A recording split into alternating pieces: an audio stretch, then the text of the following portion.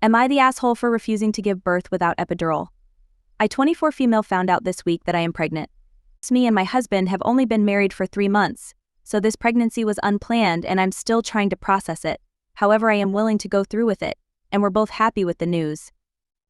My mother-in-law has been pressuring me as soon as I got married to have kids since her other son and daughter-in-law have suffered with miscarriages for the past 4 years, so she is really persistent on wanting grandkids.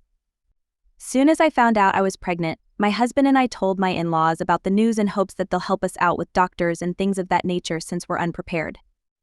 Some friends and family came over last night because they heard about the news and were very excited for me and my husband. My husband's cousin is also currently pregnant, so her and I were talking a lot about everything going on for us. She was saying I need to get good health insurance before I give birth in order to cover delivery, potential C-section, aftercare, etc. She was educating me a lot and also told me that epidural costs too, etc. My mother-in-law heard her mention the epidural and went on to say, well, we won't be needing any of that anyway.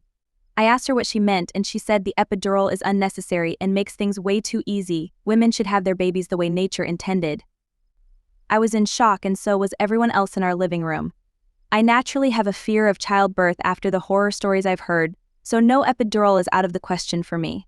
I told her I outright refuse to have this child without epidural and that's not her decision to make. She became super offended and once our guests left, she told me I embarrassed her in front of them by talking back to her and told my husband he needs to straighten me out.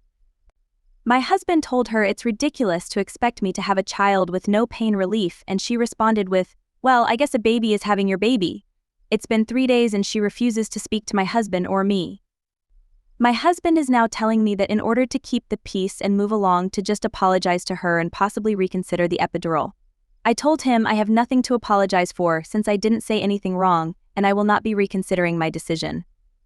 He thinks I'm holding a grudge and being disrespectful because his mother only wants what's best for the baby. Someone please tell me, am I the asshole? Like and subscribe for more.